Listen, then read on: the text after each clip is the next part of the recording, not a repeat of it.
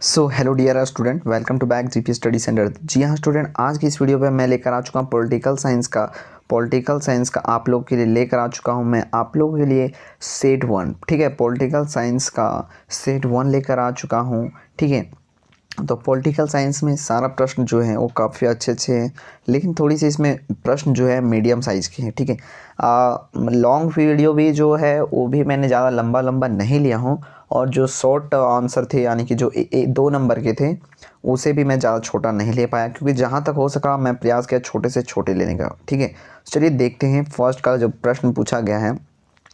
तो फर्स्ट प्रश्न में हमें सबसे पहले बोला गया है, भारत कैसे गणतंत्र है, मतलब भारत जो है गणतंत्र है कैसे है। तो 26 जनवरी 1950 ईस्वी में इस दिन हमारा क्या लागू हुआ था, संविधान लागू किया गया था। कब लागू किया था? 26 जनवरी 1950 को।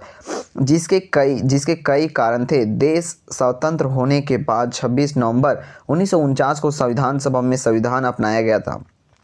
जब हमारा संविधान बन गया था तो 26 जनवरी 1949 को संविधान सभा ने संविधान को क्या क्या अपना लिया, यानी स्वीकार किया। उसे मतलब अच्छा लगा, संविधान को स्वीकार किया। ठीक है, वहीं 26 जनवरी 1950 को संविधान को लोकतांत्रिक सरकार प्रणाली के साथ लागू किया गया, यानी कि 26 जनवरी को फिर क्या किया, लागू किया गया, यानी कि 1 साल बाद इसे क्या किया गया, लागू किया गया। आप लोगों को ये भी पता ही होगा।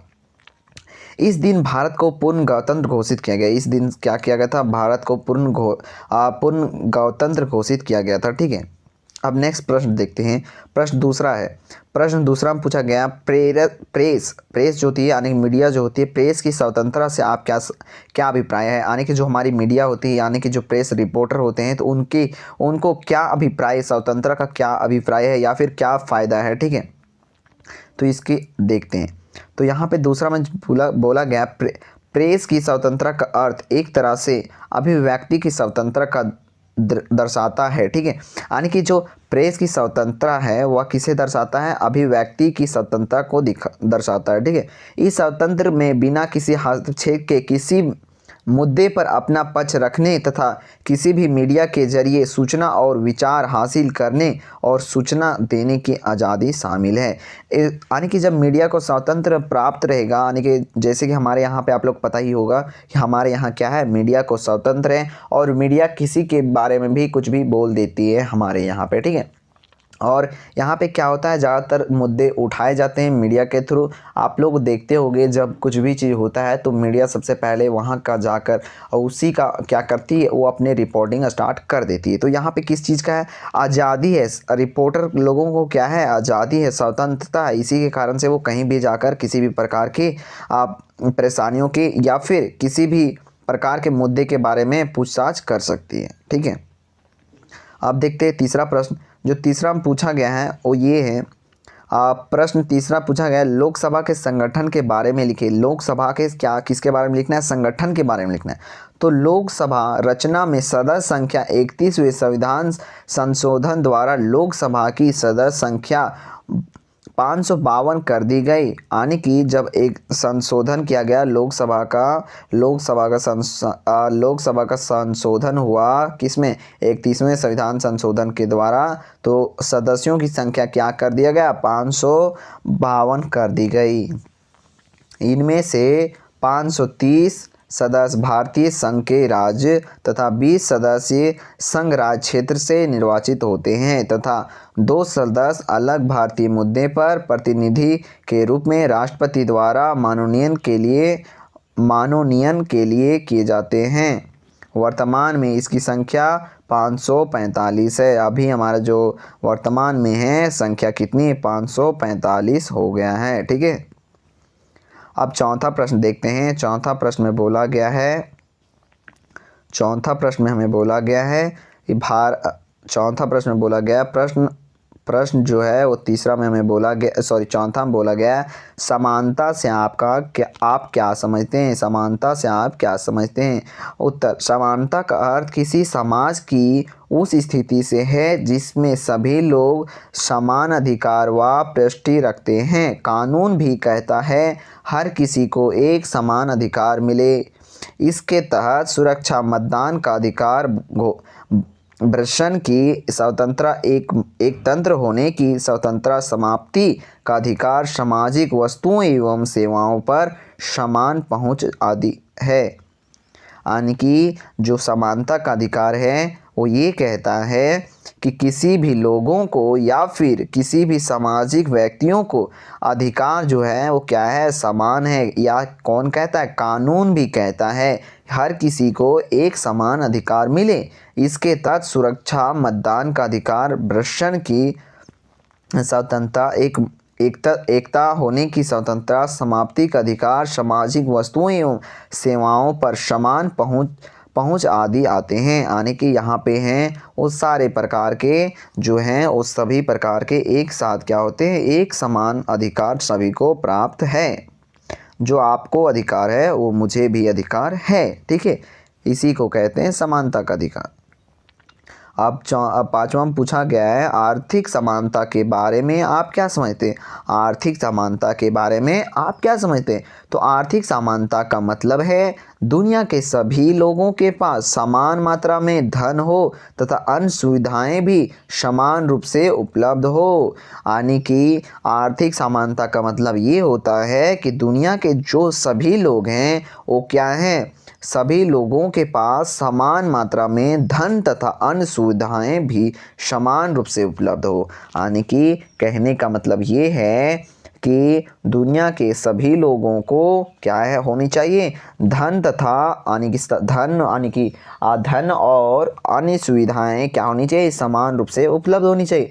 दूसरी भाषा में कहें तो घोड़े और गधे को एक समान माना जाए या अवधारणा दुनिया भर में असफल हो चुकी है, आज की दुनिया में पूरी तरह असंभव है। यानी कि कहने का मतलब ये है दूसरी भाषा में कि कहें अगर घोड़ा और गधे को एक समान माना जाए तो यह अवधारणा दुनिया भर में असफल हो चुकी है। यानी कि कोई बोल दे कि घोड़े और गधे को एक समान मानो तो क्या आप मानोगे। तो ऐसा ही यहाँ पे क्या हो चुका है, अवधारणा दुनिया भर में असफल हो चुकी है, आज की दुनिया में पूरी तरह ये असंभव है। ओके, अब छठा प्रश्न देखते हैं। छठा प्रश्न में हमें बोला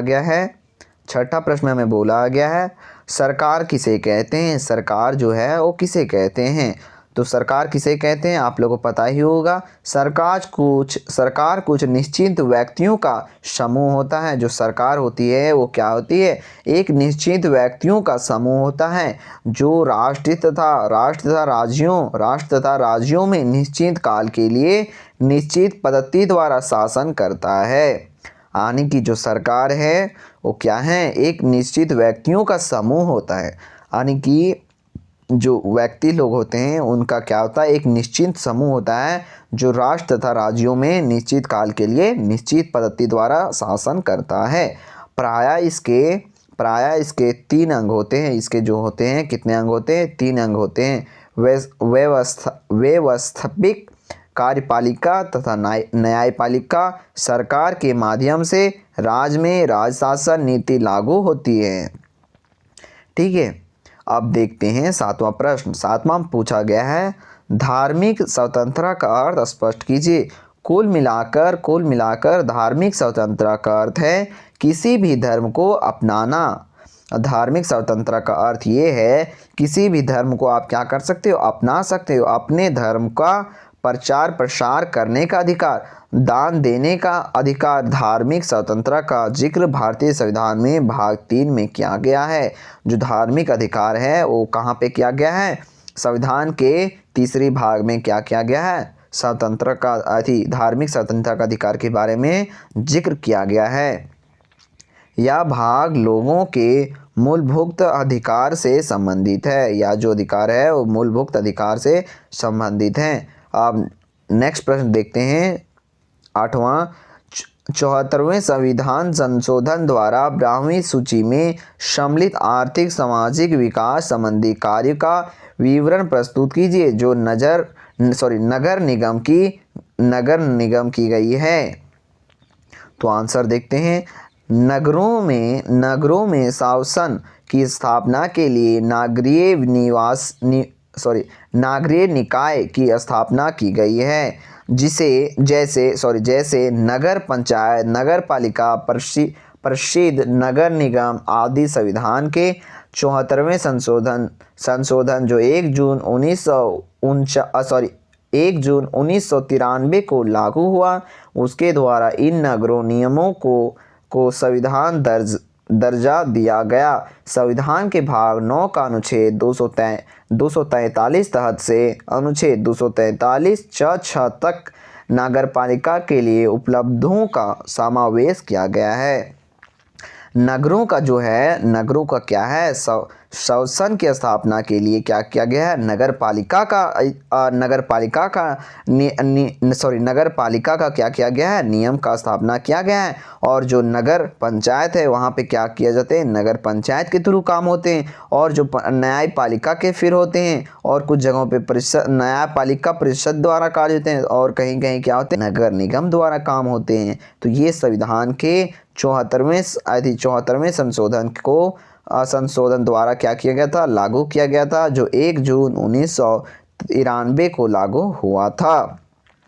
इसके साथ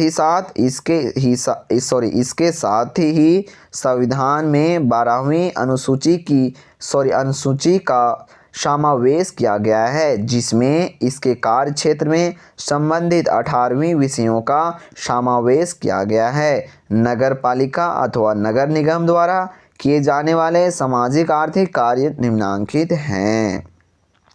कार्य जो हैं वो क्या है, निम्नांकित हैं। जैसे कि यहाँ पे पहला दिया हुआ है सामाजिक आर्थिक विकास की योजनाएं तैयार करना। दूसरा दिया हुआ है गरीबी उन्मूलन कार्यों को लागू करना ये कहीं का छूट चुका है, ठीक है, से मदद व्यक्ति भी है उसके, ये गलत हो चुका है, ठीक है फ्रेंड, इसे आप बिल्कुल मत लिखना, ये जो है रॉन्ग है।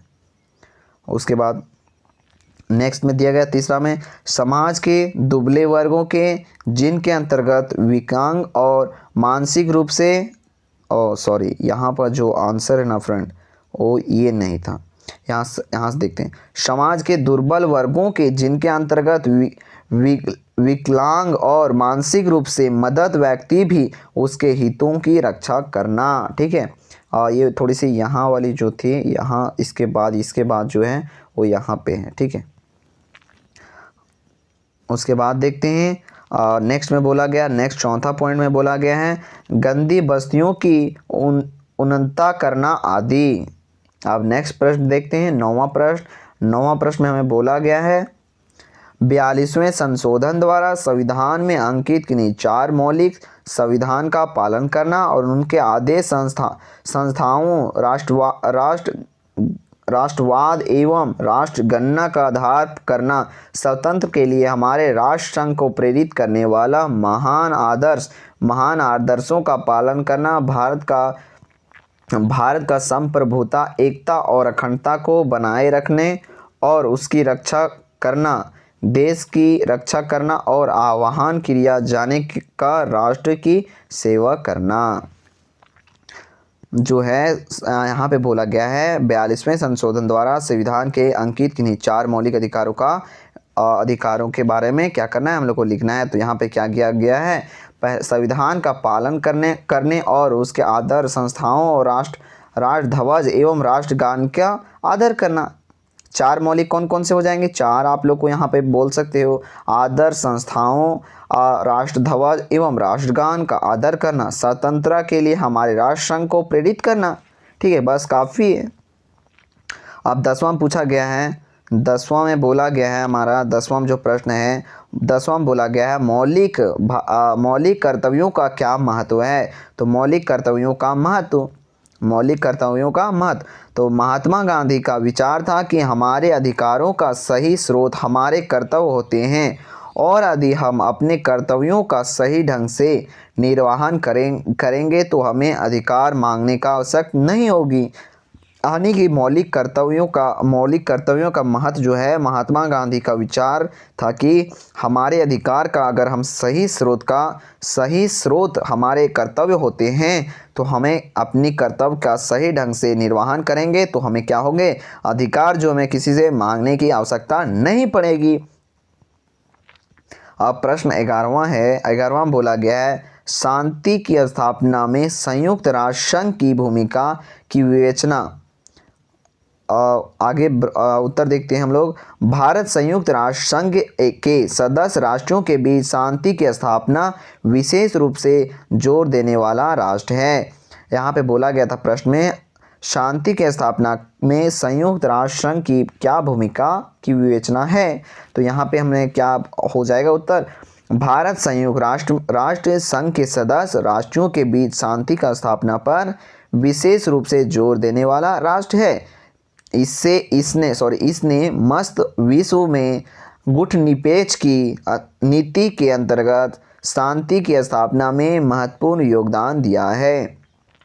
भारत की विदेश नीति का यह आधारभूत संदिग्ध विश्व शांति को बनाए रखना है। विश्व शांति को क्या करना है, बनाए रखना है। 12वां प्रश्न पूछा गया है, कल्याणकारी राज्य से आप क्या समझते हैं। कल्याणकारी राज्य से आप क्या समझते हैं। तो कल्याणकारी राज्य शासन व्यवस्था की एक ऐसी कल्पना है जिसमें राज्य नागरिकों के आर्थिक तथा सामाजिक कल्याण को बढ़ावा तथा सुरक्षा देने में महत्वपूर्ण भूमिका आद करता है। एक कल्याणकारी राज्य अवसर की समानता तथा समाप्ति की उच्च वितरण के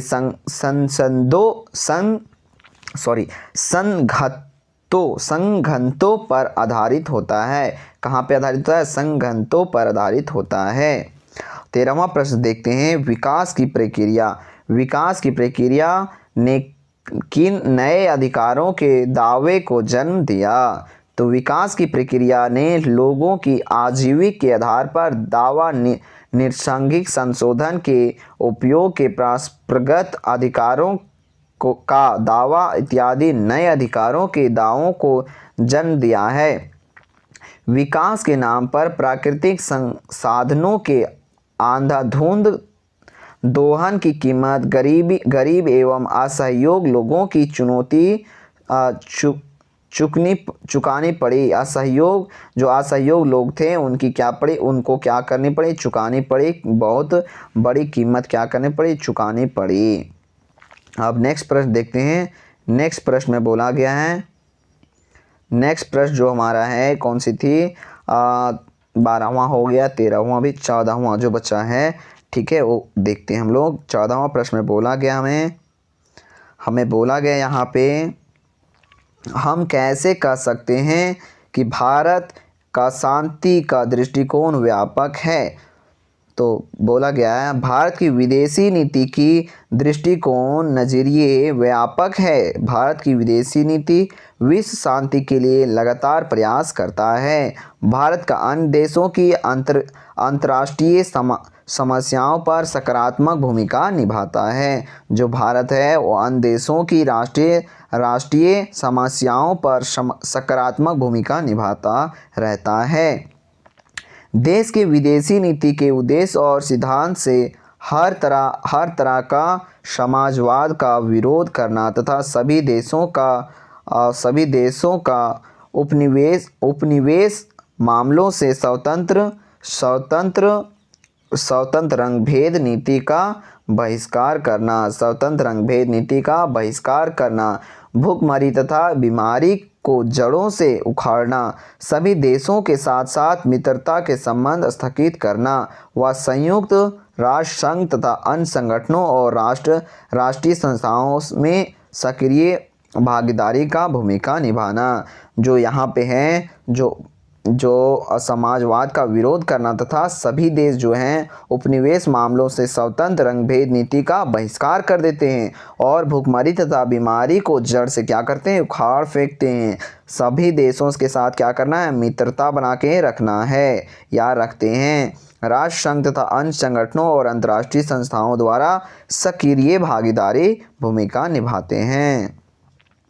दूसरा पॉइंट में बोला गया है दूसरे में बोला गया है भारत की शांति नीति का दृष्टिकोण नकारात्मक या युद्धि विरोध नहीं है किंतु हम मानते हैं कि युद्ध के कारणों के समाप्त किए बिना विश्व के चिरकालीन स्थिति शांति का स्थापना नहीं की जा सकती। भारत चाहता है सभी देश अपने अनावश्यक विषकारी हथियारों का विनाश कर दे तथा सभी राष्ट्र स्वैच्छिक से निष्कर्ष संबंधी संधियों पर सच्चे मान से हस्तक्षेप कर दें। अब नेक्स्ट प्रश्न बोला गया है 15वां में बोला गया है किन आधारों पर मौलिक अधिकार की आलोचना की गई है। किन आधारों पर मौलिक अधिकारों की आलोचना की गई है, इसका आंसर आप लोगों को खुद से तैयारी कर लेना है। ये मुझे ना मेरे पास इसका आंसर मिला ही नहीं, ठीक है। आप क्रोम से देख लेना, क्रोम में थोड़ी सी ज़्यादा लंबी है बट यार आप वहाँ से सर्च कर लेना, देख लेना, अच्छी प्रश्न है, अच्छी आंसर है। मैंने देखा था, मैंने सोचा लेने के लिए, बस यार टाइम ही नहीं मिल पाया पीडीएफ तैयारी करने में, काफ़ी ज़्यादा लंबा था ना, तो क्रोम पे फिर मुझे लिखना पड़ता, नोट करना पड़ता, उसके बाद मैं बना पाता, इसलिए फिर मैंने नहीं लिया, ठीक है। तो यार आप लोग क्रोम पे जाकर इसे सर्च कर सकते हो, यहाँ पे आप लिख लेना किन्हीं आधारों पर मौलिक अधिकारों की आलोचना की गई है, ठीक है। आप लोगों को सिंपली मिल जाएगा। और फ्रेंड आप हमारे चैनल पर नए हो तो सब्सक्राइब ज़रूर कर दो, ठीक है। सब्सक्राइब करोगे तभी आप लोग क्या होंगे, आप लोगों के पास जो भी मैं रेगुलर वीडियो बनाऊंगा, ये तो सेट 1 था, ये जो था ना वो क्या था, सेट 1 था, पॉलिटिकल साइंस का सेट 1 था।